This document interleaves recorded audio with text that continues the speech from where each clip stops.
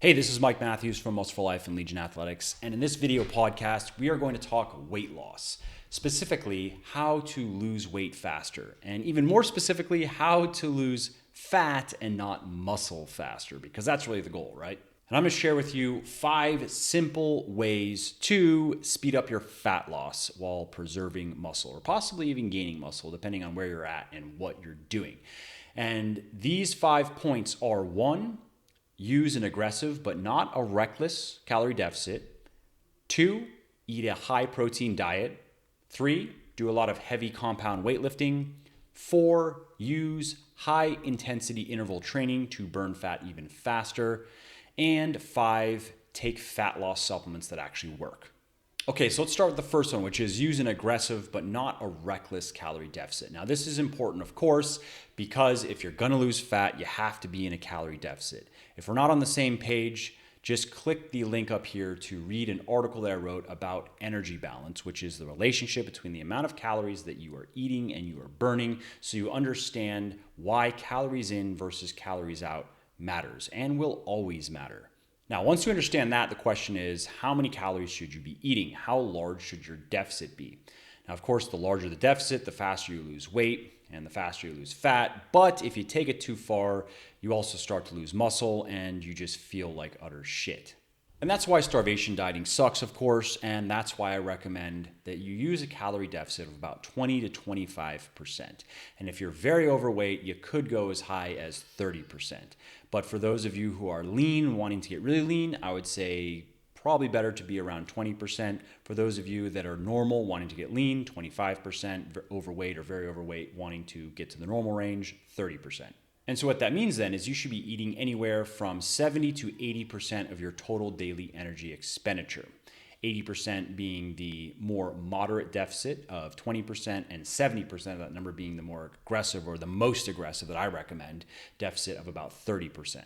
Now, if you're not sure what any of that exactly means, total daily energy expenditure, numbers, how does this all come together, just click up here to check out an article that I wrote on how to calculate how many calories you should be eating.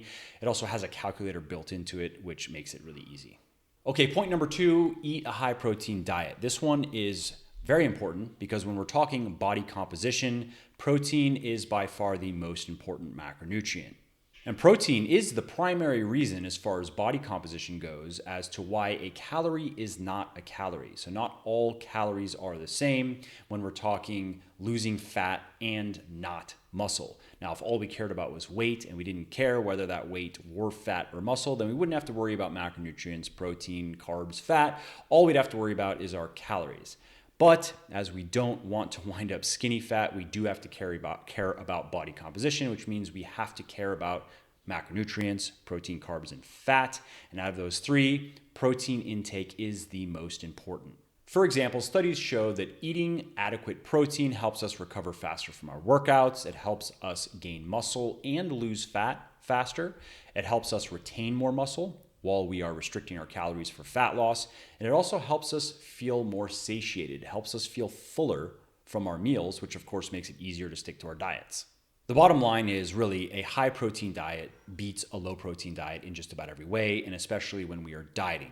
Now, how much protein should you be eating? The long story short is somewhere between 0.8 and 1.2 grams of protein per pound of body weight per day. I want to unpack that real quickly and say that if you are normal or overweight wanting to get lean, then you can be closer to the 0.8 grams per pound per day. And if you're very overweight and that comes out to a very large amount of protein, then just set your protein intake to about 40% of your daily calories.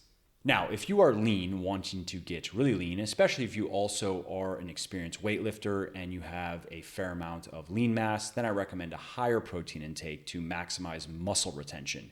Specifically, I recommend 1 to 1.2 grams of protein per pound of body weight per day. And I'll link an article up here that breaks down these recommendations in more detail, shares some science and so forth. But for the purpose of this video, I'm just going to keep it short and simple. Those are the numbers that I recommend. Okay, the next tip here, which is do a lot of heavy compound weightlifting. Now, of course, there are many ways that you can train your muscles, but when the goal is gaining strength and size as quickly as possible, then nothing beats heavy compound weightlifting. Now, what do I mean by that? By heavy, I mean lifting weights that are anywhere from, let's say, 75 to 85% of your 1 rep max or higher if you are a very experienced weightlifter. And by compound exercises, I mean doing exercises that involve multiple joints and multiple major muscle groups like the squat, deadlift, bench press, and overhead press. The long story short is that approach to weightlifting, doing a lot of heavy compound weightlifting, is simply the best way to progressively overload your muscles. And you'll want to be doing that when you're cutting. If you're new to weightlifting, you're going to be able to gain muscle while losing fat. You're going to be able to recomp, which is of course awesome. And if you can't recomp because you have too much weightlifting experience under your belt, you've already built too much muscle, then of course the goal is to retain as much muscle as possible. And the best way to do that when you are cutting is to retain as much strength as possible. And the best way to do that is to push yourself hard in your workouts.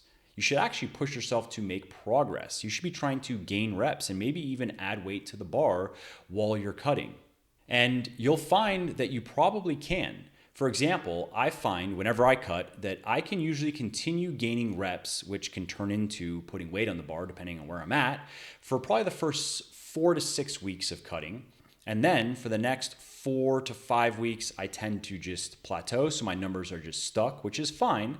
And then if I'm cutting longer, if I keep going, I'll start to see a slight decrease in my strength. I'll usually lose a few reps on my bigger lifts. Now, if you're not sure how to create a weightlifting routine that revolves around heavy compound weightlifting, just click the link up here and you'll be taken to an article I wrote on a split that I really like called the push-pull legs split.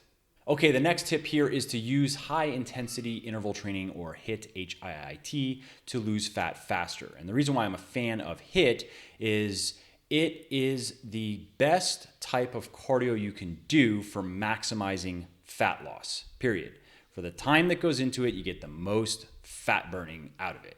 And in case you're not familiar with what HIIT is, it's simply a type of cardio that involves short, maximum effort sprints followed by short periods of recovery.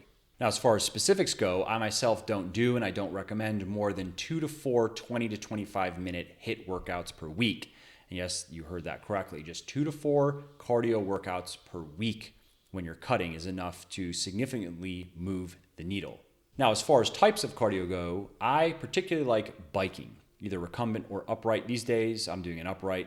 I have an upright bike down in my basement, so I'm doing upright. When I do HIIT cardio, previously I would do the recumbent. Either way is fine, but I like it because it's low impact, so it doesn't impact your recovery as much as, let's say, sprinting. Like if you try to go run sprints, forget about it. You're going to be wasted. I tried that in the past, and you basically forget about squatting and deadlifting if you're going to be running sprints 2 to 4 times per week.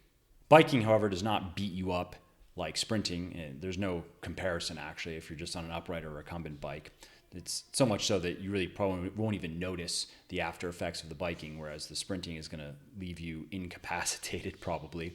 And another reason why I like biking is research shows that it can help minimize the interference effect, which is the fact that at a cellular level, the adaptations that are caused by cardio are kind of at odds with the adaptations that are caused by weightlifting. So the more cardio you do while weightlifting, the less effective the weightlifting is going to be in terms of muscle and strength gain. And I know it's not a big concern when we're cutting. We're trying to just lose fat as quickly as possible. But hey, less interference effect is better. And cycling is particularly good in this regard. Rowing is also good in this regard, but is a little less practical. It's much easier just to get a cheap upright bike, put it in the garage, good to go. Now, if you want to know more about how to create good HIIT workouts, just click this link up here and you will be taken to an article that I wrote on HIIT that explains everything I've just gone over in more detail. And again, links to a lot of research and also teaches you how to put together a good HIIT workout routine. Okay, so the last tip here is to take fat loss supplements that actually work. Now, I saved this for last because it is the least important. Unfortunately, no amount of pills or powders are going to melt fat off your body and give you the physique that you really want. Now, that said, there are a few natural supplements that have been proven to accelerate fat burning and to do it safely with little to no side effects. for most people under most circumstances. And so if you have the budget and the inclination, why not include them in your regimen? Now, my 3 favorite natural fat loss supplements are caffeine, synephrine, and yohimbine. And if you want to learn more about them, I'll put some links up here because I have long form articles that I've written on each that explain what they are, how they work, how to get the most out of them, and so forth. But the long story short is, if you combine those supplements and if you use them correctly, along with a couple others that you can also read about over at legionathletics.com, you can speed up your fat loss by anywhere from 30 to 50%.